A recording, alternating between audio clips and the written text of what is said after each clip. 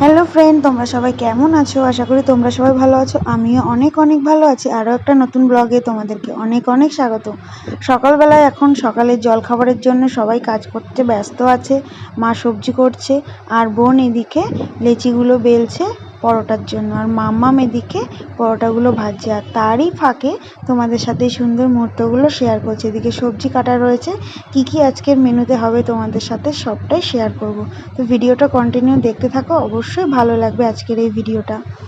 আর এদিকে কিন্তু সকালের জলখাবারের জন্য কুমড়ো আলুর তরকারি করা হয়েছে, সাথে ছিল গরম গরম পরোটা আর কুমড়ো আলুর তরকারি। তোমরা কে কে পছন্দ করো অবশ্যই কমেন্ট করো। সকালের জলখাবার খেয়ে মা দুপুরের মেনুতে কি কি রান্না হবে সেইগুলো এখন রান্না করছে।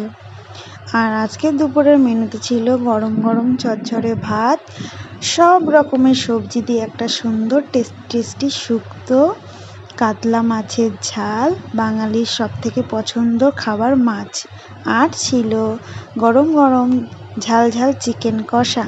তো খুবই ভালো লাগে। তাতান আমি আজকেও রেডি হয়ে ঠাকুর দেখতে বেরোচ্ছি মাম্মা মায়ের সাথে, তো তোমাদেরকেও দেখাবো। তো তাতানের লুকটা তোমরা একটু দেখে নাও। ফ্রেন্ডদেরকে একটু হাই করো।